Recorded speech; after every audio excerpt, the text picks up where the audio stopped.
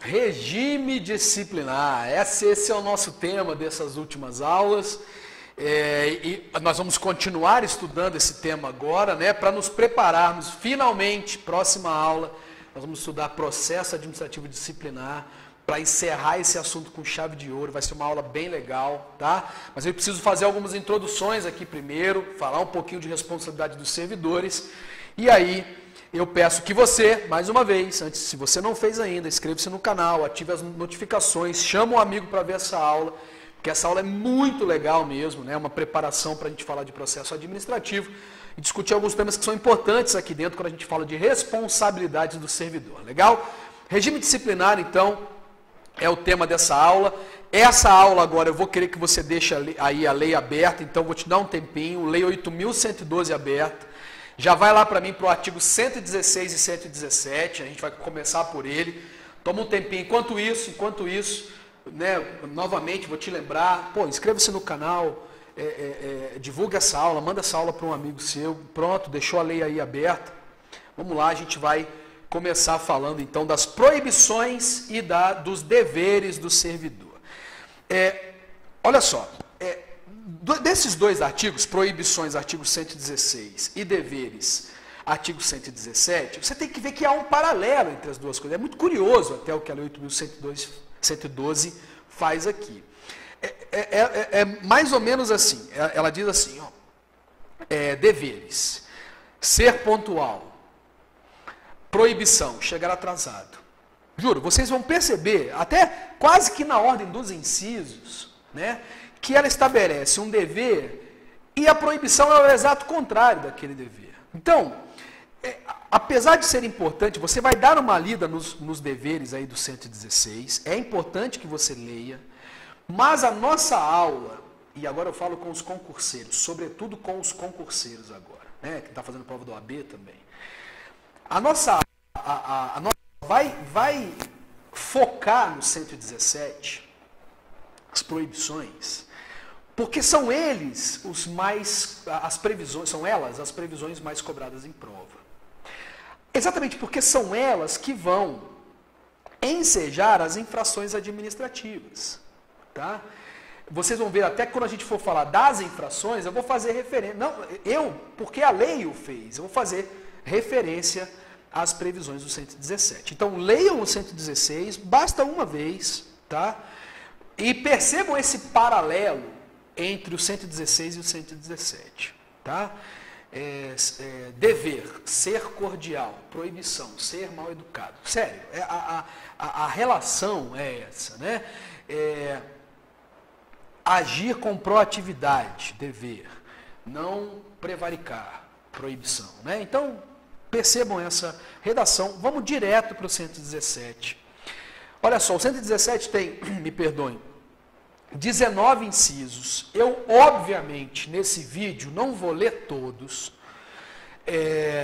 Seria até um desrespeito à sua inteligência. Basta que você leia, você mesmo leia. Mas eu vou fazer algumas técnicas, eu vou empregar algumas técnicas aqui, ou chamar a atenção de vocês para alguns desses incisos, que são os mais famosinhos aí em provas e concursos públicos, e também te preparando para que depois a gente estude o regime disciplinar, né, quando a gente for falar das espécies de sanções administrativas. Então, vamos lá, a lei está aberta aí? Então você vai pegar aí um lápis ou uma caneta e vai fazer para mim uma chave, uma grande chave, do inciso 1 ao inciso 8, uma grande chave do inciso 1 ao inciso 8, e na mesma cor dessa caneta, uma chave no inciso 19.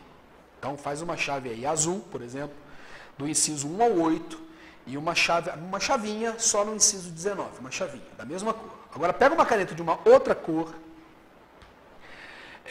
vermelha, por exemplo, e faça uma chave do inciso 9 ao inciso 16. Inciso 9 ao inciso 16. Faz uma outra chave aí grandona também, tá? uma caneta vermelha. E aí pega uma caneta verde ou um lápis, ou seja, uma outra cor, e faz uma chavinha pequena nos incisos 17 e 18. 3 cores. Vamos imaginar vermelho, na ordem, né, que a gente usou, azul, vermelho e verde. O que você acabou de fazer com essa técnica bobinha? Você marcou quais são as infrações consideradas leves, as que são azuis, atenção para isso. As que são azuis são as leves, né, se você seguiu essa minha dica. Você grifou as infrações graves, gravíssimas, que são as vermelhas, incisos 9 a 16. E você grifou com a outra cor, a verde ou o lápis, as infrações que são consideradas medianas. Atenção, porque não é na ordem crescente. Então ficou leve, grave e média. Leve, grave e média. Tá? Azul, vermelho e verde. Isso vai ser importante, isso te ajuda bastante na hora de você ler o artigo 117 por completo, você saber o que você está falando. Então, o primeiro ponto, primeiro é uma técnica. Ah, Jorge, mas poxa, eu estou estudando na graduação, será que eu preciso saber? Precisa. Você vai ver como é que isso facilita a sua vida. Tá? Então, não leu nada ainda, você só fez um grifo aí para mim. E aí eu vou chamar a atenção de vocês para alguns incisos que são perigosos. Porque ou eles levam, se você for aplicar a razão, eles não levam a uma razão, a uma conclusão que é o que a lei escolheu, ou seja, a lógica levaria para uma conclusão que é diferente do que a lei escolheu, ou o senso comum, a rádio peão mesmo, diz para você que é de uma coisa, quando na verdade é de outra forma na lei. Então vamos lá, com calma, né? Eu estou com a lei aqui aberta também. Eu quero chamar a atenção para vocês, primeiro, na comparação entre o inciso 4, vamos lá, inciso 4, então, primeiro, inciso 4. O inciso 4 diz assim, que é uma proibição, e portanto é uma falta administrativa, opor resistência injustificada ao andamento de documento e processo ou execução de serviço. Pessoal, o nome disso aqui, lá no Código Penal, o nome disso aqui é prevaricação, que é deixar de praticar um ato que você deveria praticar de ofício. Inciso 4, opor resistência injustificada. Vou retomar. Inciso 4, opor resistência injustificada. Compara, por favor, com o inciso 15. 15, isso. Proceder de forma desidiosa. Entenda só, que na hora de uma prova, isso pode te confundir, cara. Proceder de forma desidiosa. Então, 4, opor resistência injustificada. 15, proceder de forma desidiosa. Vou te dar um macete agora. Na leitura, pode parecer que o inciso 4 é mais grave. Ah, professor, eu não sei o que é desídia. Desculpem. Te ajuda. Desídia é preguiça. Tudo bem? É uma outra forma de falar preguiça. Aí você vai falar assim, quando você lê, opor resistência justificada ou ser preguiçoso. O que é mais grave? Vamos lá, você é um servidor público, chega um documento ou um requerimento de um cidadão na sua repartição. E aí você olha para a cara dele e fala, nossa, é aquele filho da mãe lá que eu não gosto. Ah, esse requerimento ele vai para o final da gaveta. Se depender de mim, isso daqui não sai nos próximos 15 anos. Isso configura, inclusive, um crime previsto no Código Penal, prevaricação. Você, portanto, opôs resistência injustificada ao andamento de documento ou processo e execução de serviço. Está aqui. Outro exemplo, chega um requerimento lá e você é um cara lento, cara. Você é um cara lerdo mesmo. Você sai para tomar um café. Aí no outro dia você falta que você tem que levar o seu filho num recital de música, né? Na quarta-feira você já não costuma vir, porque quarta-feira é o dia que você vai na feira, tá? Você age de forma desidiosa, você é aquele servidor devagar mesmo, sabe? Estou lembrando daquele filme Zootopia, né? Você é a preguiça lá do do órgão de trânsito, lá do filme. Né? Quem não assistiu, veja pelo menos essa parte. Um bom exemplo, né? Um bom retrato do servidor desidioso. Tá lá. Poxa, o que é mais grave? Você poderia dizer assim, pô, é muito mais grave opor resistência injustificada. Então, não foi o que ela escolheu, percebeu? Vou te dar um macete. Desídia lembra demissão. Desídia, demissão. Demissão é a pena grave, desídia é falta grave. Tudo bem? Então, inciso 4 e inciso 15, atenção para os dois aí, tá? Eles geralmente são colocados juntos em provas e te leva à conclusão. Opor resistência injustificada para a Lei 8.112, pessoal, é uma falta leve, tá? É uma falta leve. Foi a escolha que a 812 fez. Atenção também para o inciso 6, em comparação com o inciso 17. Inciso 6 com o inciso 17. Olha o inciso 6, o que o inciso 6 diz. Cometer a pessoa estranha à repartição, dos casos previstos em lei, lógico, o desempenho de atribuição que seja de sua responsabilidade ou de seu subordinado. Então você vai entregar a prestação do serviço a uma pessoa estranha à repartição. O inciso 17 diz assim, ó, cometer a outro servidor atribuições estranhas ao cargo que ocupa em certa situação de emergência ou transitória. Cometer a outro servidor. Então, vou te dar dois exemplos. São exemplos esdrúxulos, absurdos, mas que é para você entender. Portanto, eles são didáticos. Qual que é mais grave, pessoal? É cometer as atribuições a uma pessoa estranha ou a um outro servidor. O que é mais grave? A lógica te levaria a crer que é mais grave conceder as atribuições a uma pessoa estranha à repartição. E não foi o que a Lei 8.112 fez. Vocês entenderam? Então vamos dar um exemplo absurdo. Está passando um Zé na rua e eu falo assim para ele, ô fulano, eu sou servidor, chega aqui, olha só, qual é o seu nome? Fulano. Ah, então, dá para você ficar aqui para mim? Eu preciso ali tomar um cafezinho. Se alguém chegar aí e te pedir o documento tal, é só você pegar o documento ali, bater o carimbo e entregar para ele, beleza? O cara, não, beleza, eu fico aqui para você. E aí eu vou lá tomar um café, ou eu ligo para um amigo meu e falo, ô fulano, dá para você quebrar um galho para mim hoje? Hoje eu estou meio atrasado, assume lá o meu posto, o meu amigo fulano, não é nem servidor, assume lá o meu posto, você já sabe até a minha senha lá do computador, vai atendendo o pessoal lá, diz que eu já estou chegando. Se precisarem do documento tal, é só pegar na gaveta tal, bater o carimbo e entregar para ele, beleza? Beleza. Pessoa que nem é da repartição. Ou será que é mais grave fazer assim? Olha, eu sou um servidor, e aí eu quero tomar um cafezinho, eu viro para o meu amigo que trabalha na repartição do lado. Ele é servidor também. Eu sou fulano, dá para você dar uma olhadinha aqui, se chegar alguém, pode pegar o formulário ali na gaveta tal, bater o meu carimbo e entregar para ele. Já volto, vou ali tomar um café.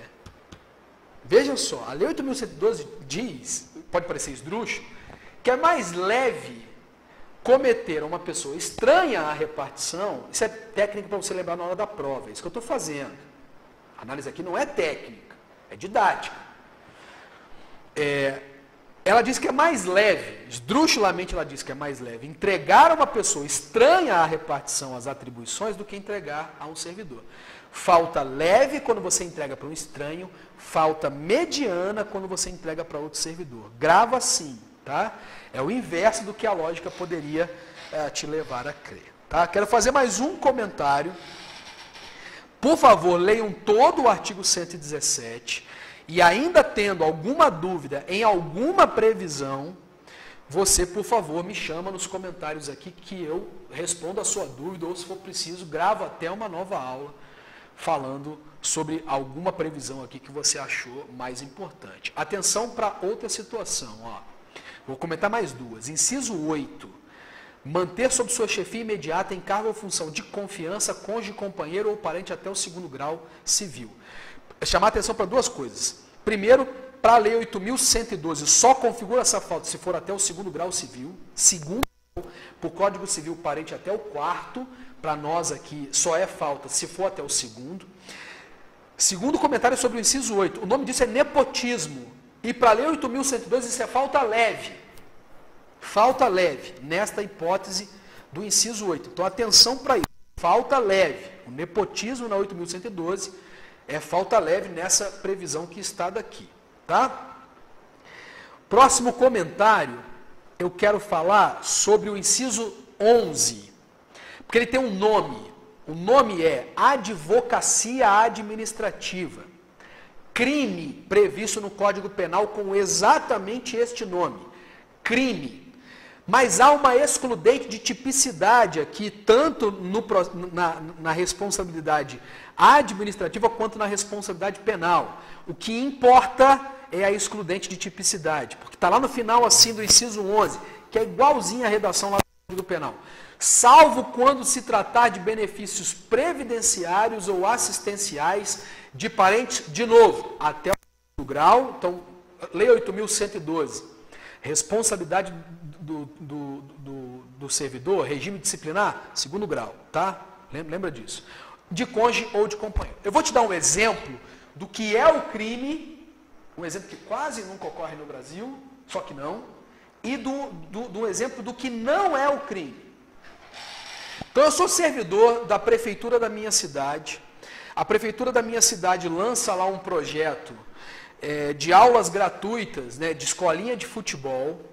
E aí um primo meu ou um amigo meu me pede para dar um jeitinho, para ver se ele consegue uma vaga naquela escola, né, ou naquele programa, que ia ficar bom demais para ele. Que o filho daquela escola é boa demais, mas o filho dele não teria direito, porque ele mora em outro bairro, né? Mas, pô, dá um jeitinho lá para mim. E aí eu, na estrutura interna do órgão, vamos usar a expressão vulgar, porque aí eu acho que você já entendeu, eu mexo os meus pauzinhos, eu defendo o interesse de uma pessoa, valendo-se do meu cargo, valendo-se da minha atribuição, para conseguir algum benefício para ele. Então, este é o crime de advocacia administrativa. Tudo bem? Um exemplo bem didático, bem simples para você entender. O que não seria crime? Mesmo eu sendo servidor, mesmo eu me valendo do meu cargo, se eu fizer isso para obter benefícios previdenciários ou assistenciais para os meus parentes, a lei permitiu isso. É uma ideia de compaixão mesmo, né, de fraternidade. Se eu ajudar um parente meu a obter, dentro das previsões da lei, pelo amor de Deus, estou falando de falcatrua, nem de fraude aqui não, né? Mas se eu ajudar a minha esposa a obter a sua aposentadoria, porque ela já tem direito, se eu ajudar a minha mãe a obter um LOAS, porque ela tem realmente direito ao LOAS, né, isso não configura o crime, a prática do crime de advocacia administrativa. Então, atenção para isso, inciso 11, muito cobrado em prova. É importante você saber que existe o crime de advocacia administrativa e existe a excludente de tipicidade desse crime também, tá? E lembrar que aqui nós temos a previsão de parente até o segundo grau apenas, né, e não até o quarto grau, como é o parentesco lá no Código Civil, ok? Então, chamei a atenção para mais esse também. E aí o último, que é muito cobrado em prova, e que a Rádio Peão aí acaba confundindo essa história toda, é a previsão, deixa eu encontrar aqui, é a previsão do inciso 10. Inciso 10. Participar de gerência ou administração de sociedade privada, personificada ou não personificada, exercer o comércio, exceto na qualidade de acionista, cotista ou comanditário. É a velha história de que servidor público não pode ter empresa. É isso que a Rádio Peão aí diz. Eu sou procurador do município, eu sou analista da Receita Federal, e aí eu queria abrir uma loja lá no shopping, mas eu pus o nome da minha esposa, porque eu não posso ter empresa no meu nome. Canso de ouvir isso aqui no meu escritório. E essa informação está absolutamente falsa. É preciso que você entenda exatamente essa previsão e essa proibição do exercício de atividade empresarial privada pelo servidor público. Pessoal, o que o servidor não pode é ser o sócio administrador, é ser o acionista participante dos órgãos de administração, ser cotista ou comanditário, administrador. É óbvio, porque aí ele acumularia duas funções que, além de serem compatíveis moralmente entre si, a depender da situação, há uma compatibilidade de tempo e de horário aqui. Poxa, como é que eu vou ser servidor público ao mesmo tempo que eu sou o administrador da minha empresa? A administrar uma empresa quem sabe do que eu estou falando, né? Quem é empresário, já foi empresário, estuda ou estudou administração de empresas, sabe que isso demanda muito tempo, né? É quase que uma dedicação em tempo integral. Não dá para ser administrador de uma empresa e servidor ao mesmo tempo. Então a proibição da lei não é que o servidor tenha uma empresa. Eu posso perfeitamente ter uma empresa em meu nome, desde que eu não seja, portanto, o administrador dela. Portanto, um servidor também não poderia ter uma EIRELI, a empresa individual de responsabilidade limitada, porque aí ele é o único acionista, cotista, comanditário desta empresa. Legal? Então, atenção para o inciso 10. Ele não proíbe o servidor, portanto, de ser sócio capitalista. Ou ele não proíbe absolutamente o servidor de ser sócio acionista ou comanditário de qualquer empresa.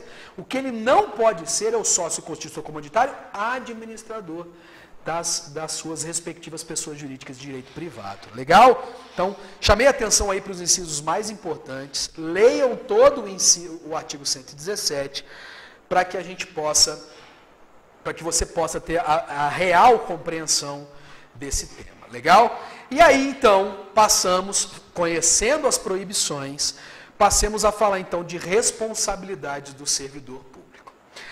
A primeira discussão que eu quero fazer com vocês, antes de entrar nos detalhes de cada uma das responsabilidades, é a colocação e a afirmação que o servidor público responderá em todas as 3 esferas de responsabilidades existentes no nosso país pela prática de um mesmo ato. Ou, em outras palavras, um servidor público pode responder nas 3 esferas de responsabilidade existentes no direito brasileiro pela prática de um mesmo ato administrativo, sem que isso configure bis in idem. Ou seja, um servidor responde civil, penal e administrativamente pela prática de um mesmo ato administrativo. Por que isso não configura bis in idem, meus queridos e queridas? Porque cada uma dessas esferas de responsabilização, elas têm um objetivo, que basicamente são, para cada uma delas, na esfera civil, o ressarcimento de prejuízos patrimoniais. Na esfera penal, a retribuição pela prática de crimes. Na esfera administrativa, a apuração de responsabilidade disciplinar, prática de falta disciplinar. Tudo bem? As 3 esferas, como regra, mais tarde eu vou te apresentar uma exceção, mas como regra, as 3 esferas são independentes e autônomas entre si. Legal? Isso significa dizer que o servidor pode ser absolvido na esfera civil e condenado na esfera penal. Ele pode ser absolvido na esfera... Porque, por exemplo, a conduta dele não configura ilícito civil, mas configura ilícito penal. Ele pode ser absolvido na esfera administrativa, ele pode ser absolvido na esfera penal, mas ele pode ser condenado na esfera civil. Como regra, as esferas são autônomas e independentes entre si, exatamente porque cada uma tem uma previsão sobre as suas figuras típicas, cada uma tem um objetivo, né? Cada qual pretende um tipo de responsabilidade. Então esta é a primeira informação que eu quero te trazer. Essa previsão está expressamente constante lá do artigo 121 da Lei 8.112. O servidor responde independentemente pelo exercício irregular das suas atribuições nas 3 esferas, civil, penal e administrativa. Daqui a pouco, mais tarde, a gente vai falar de uma questão de vinculação. Observações, então, quanto à esfera, a responsabilidade civil do servidor. Né?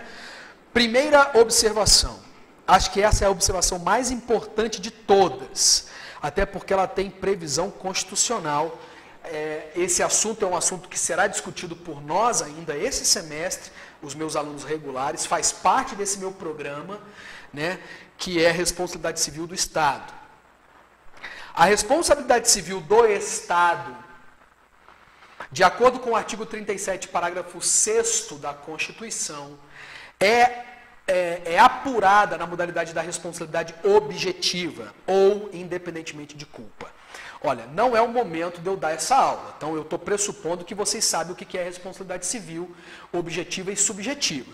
Para você que não é um bacharel ou um bacharelando em direito, para você que está estudando para concurso, eu vou gravar um vídeo, vai ter um vídeo, a gente vai estudar a responsabilidade civil do Estado, e lá dentro eu vou discutir o que é essa responsabilidade objetiva. Mas a responsabilidade do Estado é objetiva, ou seja, a apuração da responsabilidade do Estado independe da apuração de culpa.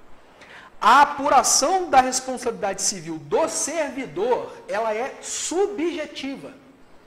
E, portanto, só haverá responsabilidade civil do servidor se for provada a sua culpa, na modalidade da culpa aquiliana, lá do artigo 186 do Código Civil. Mas atenção para isso. Quando há, portanto, prejuízo a terceiro, ao cidadão, o cidadão promove ação contra o Estado. E nesta ação não é necessário apurar a culpa do Estado. Basta provar que houve a conduta do Estado através do seu servidor, basta provar que houve o prejuízo e o nexo de causalidade entre a conduta e o prejuízo, que já estaria configurada num recorte raso, né, para essa aula, já estaria configurada a responsabilidade do Estado. E aí o Estado indeniza o cidadão, e como isso provoca um prejuízo ao erário, atenção para essa expressão, porque ela é uma expressão técnica e constitucional, o Estado promove ação de regresso, ação regressiva contra o servidor. Então a responsabilidade civil do servidor é apurada em ação regressiva, porque a responsabilidade primeira é do Estado. Em ação regressiva, quando o Estado é condenado, o Estado então vai apurar a responsabilidade civil do servidor. E nesta ação regressiva, a responsabilidade do servidor tem que ser apurada nos moldes da responsabilidade subjetiva e não objetiva. Ou seja, tem que se provar a culpa lato sensu, lá do artigo 186 do Código Civil, para se atingir o servidor. Tudo bem? Atenção! A ação de ressarcimento ao erário é uma das poucas e raras hipóteses de ação imprescritível no nosso país. Não prescreve a ação do Estado contra o servidor quando se trata de ação de ressarcimento ao erário. Todos estão comigo? Matamos. Último comentário, mas na verdade essa é uma regra estabelecida pelo próprio Código Civil quando se fala de responsabilidade civil, é que os herdeiros do servidor também respondem pelo prejuízo causado a terceiros ou ao erário a ele, entretanto, no limite das forças da herança. Né? Sobretudo quem foi meu aluno sabe dessa regra, estudou direito civil comigo, sabe dessa regra também. Né? Então, é isso. Tá? Os herdeiros podem ser convocados para responder pela responsabilidade civil do servidor já falecido, entretanto, só no limite da herança. A Lei 8.112 nem precisava ter dito isso, porque isso, na verdade, é uma regra lá da responsabilidade civil, lá do Código Civil mesmo. Né? Uma regra de responsabilidade civil, uma regra sucessória também. Tá? Legal. Estamos aí em responsabilidade civil. Responsabilidade penal. Haverá responsabilidade penal do servidor público também, quando a conduta que ele pratica também for crime. Atenção, não é toda vez, então, que haverá responsabilidade penal do servidor. Vocês leram ou irão ler o 117, e algumas faltas, como, por exemplo, a impontualidade, o abandono de emprego, ou ainda mais a inassiduidade habitual, elas não configuram crime. Então, nesse caso, não haveria responsabilidade penal. O que eu estou te dizendo, portanto, é que só há responsabilidade penal quando a conduta do servidor, além de uma infração administrativa, estiver prevista também como crime lá no Código Penal. Tudo bem? Então, primeiro detalhe é esse. Crime ou contravenções, né? A lei fala dessa situação aqui também. E aí o grande tema para se discutir aqui dentro, quando a gente fala de responsabilidade penal, é a questão da independência, que eu tinha te chamado a atenção antes, e da comunicabilidade entre as esferas. Eu poderia simplesmente te dar a regrinha para você decorar, mas eu quero fazer um raciocínio aqui quanto aos fundamentos dessas conclusões que são basicamente conclusões do Eli Lopes Meireles, um grande autor de direito administrativo, porque são conclusões técnicas. Então eu queria falar um pouquinho disso. Quando a gente olha para o processo civil, processo penal e processo administrativo, a gente percebe que dentre estes três, aqueles que mais se aproximam da investigação da realidade, né, e aí exatamente por isso, é aqueles que mais vão se revestir de garantias e de proteções ao acusado ou ao indiciado, é o processo penal. Exatamente porque o que está em jogo aqui são direitos indisponíveis, basicamente a liberdade. Isso faz com que, isso também se fundamenta, quando a gente vê que no processo civil, o que vigora como regra quase absoluta é o princípio da verdade formal, aquela ideia de que o que está só existe o que está nos autos. O juiz aqui não atua como um produtor de provas, um investigador da verdade, né? O juiz atua muito mais como um condutor, né, da relação jurídica processual entre as partes. Já no processo penal, a busca é pela verdade material. A título didático, com a vênia aí dos linguistas, da verdade verdadeira. No processo penal, a gente não está preocupado só com aquilo que está nos autos, mas com a investigação daquilo que realmente aconteceu. E é portanto que o juiz aqui, é por isso que o juiz aqui tem uma atuação mais ativa na colheita e produção de provas, na determinação da produção de provas, né? Entre outros, tá? E aí, pessoal, isso provoca um efeito que é importante. As decisões no processo penal tendem, não é sempre, mas tendem a ser mais próximas da realidade. Tendem a ser aquelas que, em tese, seriam as mais justas no que se refere à veracidade do que ali ficou decidido. E é por isso que a gente realmente tem que dar valor à análise e ao julgamento que se faz num processo penal. Por que eu fiz toda essa fundamentação? Porque agora fica mais fácil você entender a vinculação que isso trará lá no artigo 126 da Lei 8.012, além de haver também previsão disso lá no Código Civil. Qual é o fato? O fato é que se a esfera penal se pronunciou, ou seja, se o servidor já foi processado e julgado na esfera penal, essa decisão, ela pode ou não, deve, né, ou não, vincular as demais esferas. É isso que eu quero que você entenda. E de que forma que essa vinculação vai acontecer, pessoal? Veja só. Se a esfera penal decidiu sobre autoria e materialidade, ou seja, julgou esse fato, isso deve trazer uma vinculação para as esferas cíveis e administrativas.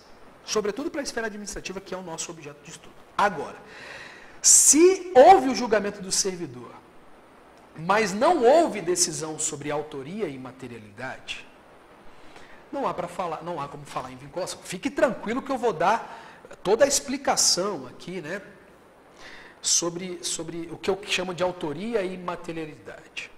Bem, porque estou pressupondo que nós não somos especialistas em direito penal.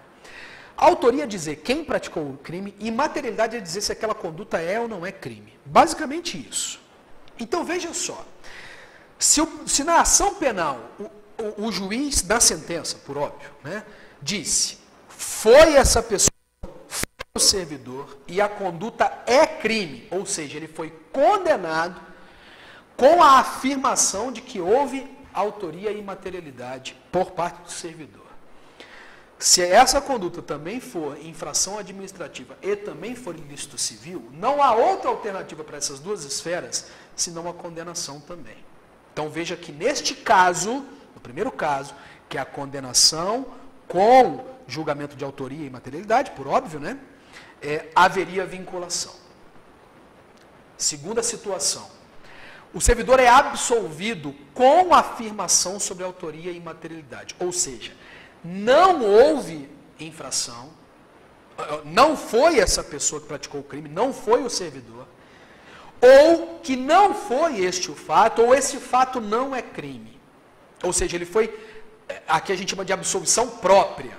Ele foi absolvido propriamente no processo penal. Não há ou também haveria vinculação, não há outra alternativa senão ele ser absolvido na esfera, por aquele mesmo fato, por aquele mesmo fato, na esfera administrativa e na esfera civil também. Tudo bem? Agora, se houve absolvição simples, por ausência de culpabilidade, ou se houve absolvição imprópria, também é o caso, medida de segurança, ou se houve uma absolvição por insuficiência ou ausência de provas, se o servidor é absolvido, mas o juiz penal não se manifesta claramente sobre a autoria e materialidade daquele servidor, não haverá vinculação então às demais esferas, significando dizer que ele pode ser absolvido nestes moldes na esfera penal, mas condenado na esfera administrativa e pelo mesmo fato, e condenado pela esfera. Por que eu estou toda hora frisando pelo mesmo fato? Porque, pessoal, aqui, esse fato pode não ser crime na esfera penal.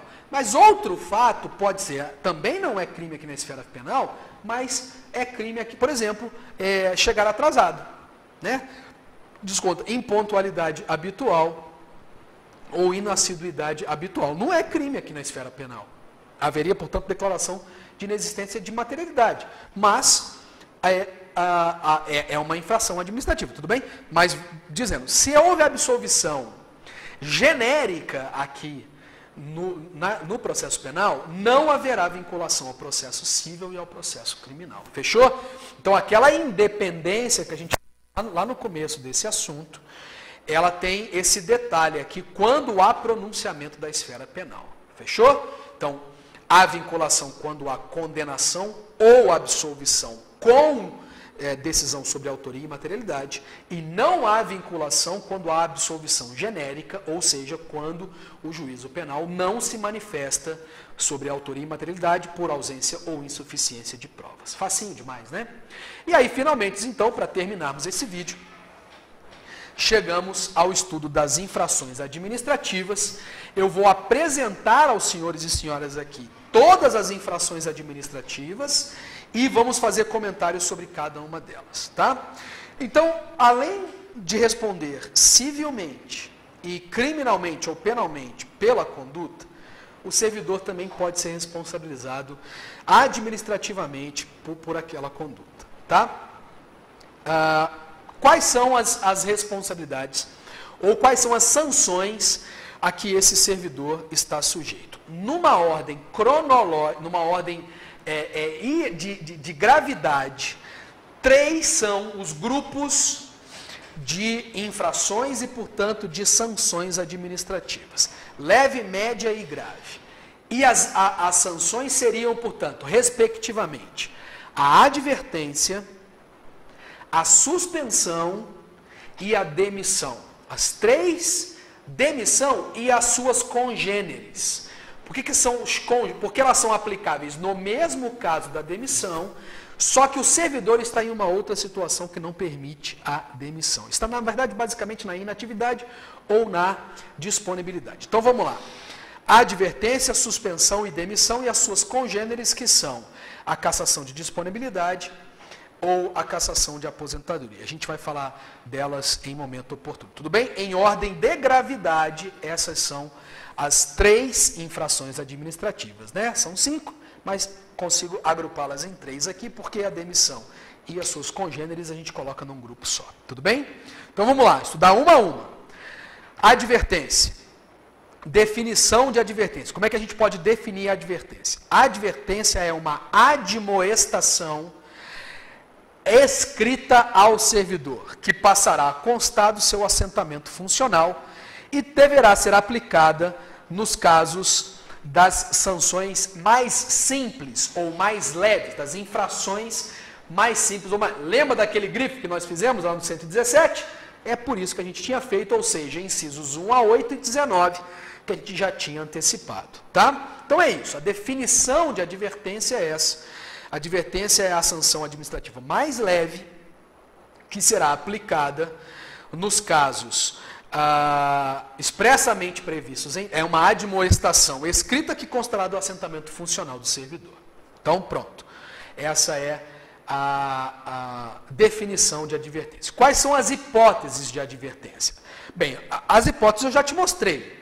As que estão expressamente previstas na Lei 8.112 são, lá do artigo 117, são incisos 1 a 8 e 19. Mas a lei também diz assim, olha, a advertência ela será aplicada também toda vez que a lei ou o regulamento previr uma proibição, uma infração, sem previr a pena, a sanção. Toda vez que a lei fizer isso, aplica-se a pena mais leve. É até uma ideia de indúbio pro réu aqui, né? Se eu pudesse pegar emprestado, e posso, meu doutorado foi sobre isso, pegar emprestado lá os princípios penais, processuais penais para trazer para cá também, tá? Então, ela é a falta administrativa mais leve, né? Eu tenho certeza disso porque a lei diz isso, né? Toda vez que a lei não atribuir uma pena, uma sanção, ou não atribuir sanção mais grave, aplica-se a advertência, tendo certeza que ela é a pena mais simples de tudo.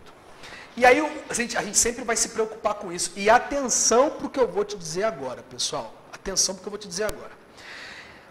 Por quanto tempo essa falta, essa advertência constará do assentamento funcional do servidor? Atenção para isso. Não estou falando de prescrição. Não estou falando de prescrição para a investigação da falta. Esse é um assunto que a gente vai falar em um momento próprio. Eu estou falando da falta já aplicada. Pronto, já teve o processo e a falta já foi aplicada. Por quanto tempo ela fica constando no assentamento funcional do servidor? Atenção, isso não é prescrição, hein? Depois, no vídeo sobre esse assunto, que é o próximo vídeo, eu vou fazer uma tabelinha comparativa e vou botar lá no final do vídeo, tá? Entre prescrição e cancelamento. Ou seja, quanto tempo essa falta, depois de quanto tempo essa falta fica, ela é retirada, ela é cancelada do assentamento funcional do servidor? 3 anos. Então, uma vez que você recebeu uma advertência, ela fica constando 3 anos no assentamento funcional do servidor, prazo depois do qual ela é retirada, cancelada. Por que disso? Para a gente investigar, para a gente permitir a imputação do servidor a faltas mais graves se houver reincidência. Então, esse prazo de 3 anos ele está totalmente ligado com a questão da reincidência. Fechou? Então, pronto, advertência é isso. Passemos então ao estudo da suspensão, a falta mediana, né? No processo, no regime disciplinar da Lei 8.112. Então, o que é a suspensão? Primeiro, vamos começar por uma definição. Suspensão é o afastamento compulsório do servidor das suas atividades, com prejuízo da remuneração, né, pessoal? Ou seja, é óbvio que ele não recebe durante o prazo de suspensão, senão seria férias. Senão eu adoraria cometer falta punível com suspensão para que eu pudesse ganhar umas férias aí, tá? É o afastamento compulsório do servidor sem remuneração ou com prejuízo da remuneração por até 90 dias pela prática das faltas expressamente previstas em lei. Então, isso é suspensão. Suspensão é afastamento compulsório, tá? Vamos para comentários. Então, definição já foi. Comentários. O primeiro e é o mais famoso em provas e concursos públicos, né, para você que está se preparando para isso, é a questão da conversão da suspensão em multa.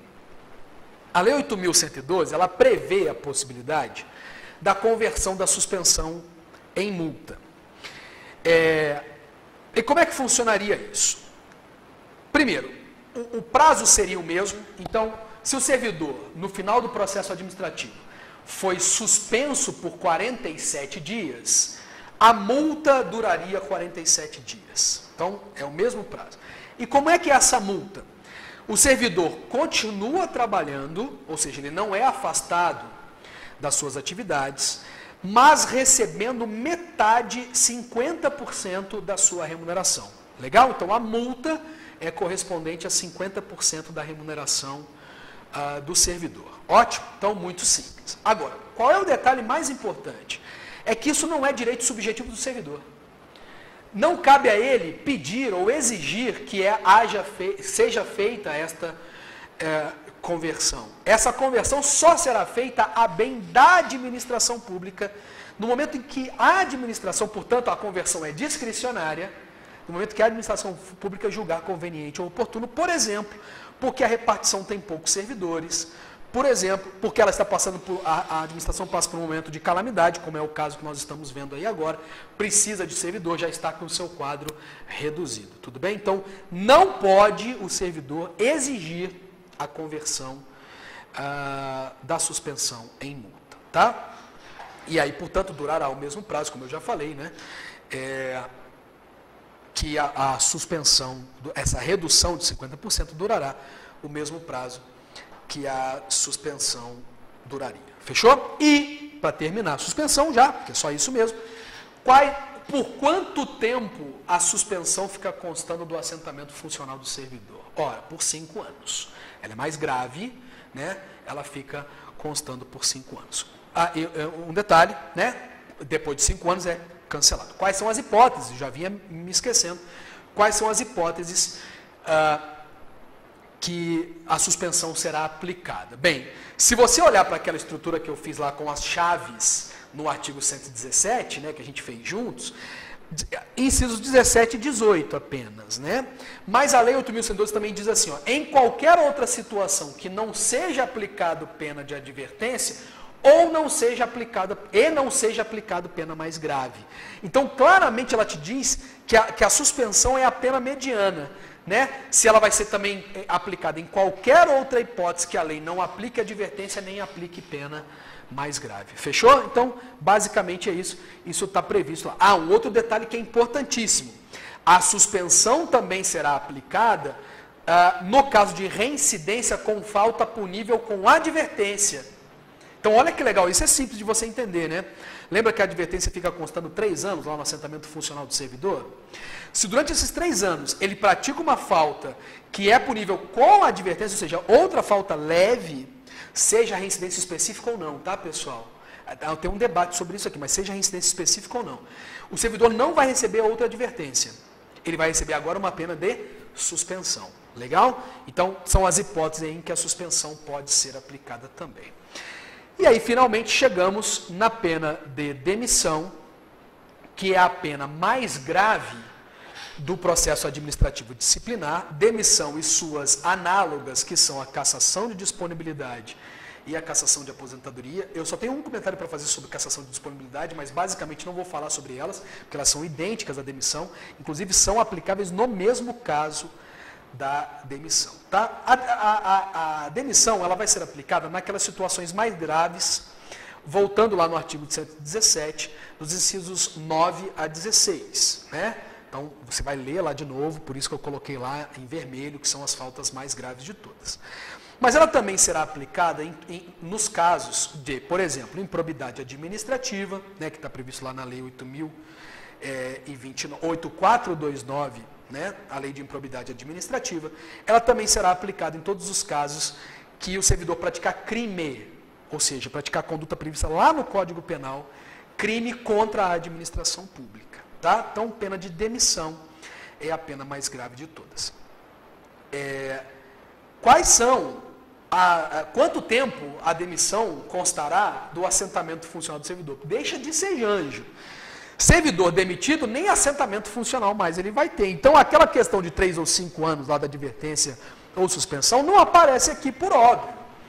Então, não se aplica, né, a ideia do cancelamento da demissão, porque o servidor demitido sequer ele deixa de ter assentamento funcional. Ele não tem nem mais vínculo com a administração pública. Tá? Então é isso. Pena de demissão é a mais grave de todas. Existem efeitos adicionais que podem advir com a pena de demissão, que eu vou deixar logo depois aqui no final desse vídeo, vou deixar uma tabelinha, tá? Com efeitos adicionais que podem existir com a pena de demissão. Esses efeitos, na verdade, estão previstos na Lei 8.429, na Lei de Improbidade Administrativa, tá? Mas eu faço questão de apresentá-los aqui para que você saiba também quais são as situações em que esses efeitos adicionais poderão ser aplicados. Pessoal, não há muito o que fazer, aqui basicamente decorar mesmo, tá? E aí, o comentário que eu queria fazer sobre a cassação de disponibilidade é a seguinte, no caso de destituição de cargo em comissão, que é aplicado, né, que é também uma sanção administrativa para aqueles que ocupam as funções de direção, chefia ou assessoramento, a lei vai dizer que se aplicar-se-á esta sanção, destituição de cargo em comissão ou função de confiança, nas mesmas hipóteses de condutas puníveis com suspensão e demissão. Atenção para isso. É fácil você lembrar isso por quê? Porque eu dou o seguinte macete, é um métodozinho. Chefe tem que dar exemplo. Chefe tem que andar mais na linha do que o subordinado. Então, exatamente por isso, que se o chefe escorregar, mesmo com uma falta mediana, ele poderá ser destituído do cargo em comissão ou da função de confiança. Tá? Então, quanto a esta sanção, a sanção de destituição do cargo em comissão ou função de confiança, a sanção pode vir mesmo quando se tratar de falta punível com simples suspensão. Maravilha? Então, falamos aí de todas as sanções puníveis, passíveis de punição, aplicáveis no processo administrativo disciplinar. E aí, terminamos esse assunto, responsabilidade regime disciplinar e responsabilidade do servidor. No próximo vídeo a gente começa o processo administrativo disciplinar e no próximo vídeo, até para não gerar confusão, eu falo da prescrição da ação disciplinar e da competência para a aplicação das penas, e aí a gente passa para a nossa grande aula sobre processo administrativo disciplinar. Legal? Se você chegou até aqui, gostou da aula, deixa o seu likezinho aqui, inscreva-se no canal se você não fez ainda, ative as notificações, porque é legal que quando eu postar um vídeo novo você recebe um aviso, e mande esse vídeo para aquele seu colega, Janjão, que está batendo cabeça direto aí com a Lei 8.112, né, com o direito administrativo como um todo, para ele conhecer o nosso método aqui e essa nossa aula. Legal? Grande abraço a todos vocês. Até a nossa próxima aula com processo administrativo disciplinar.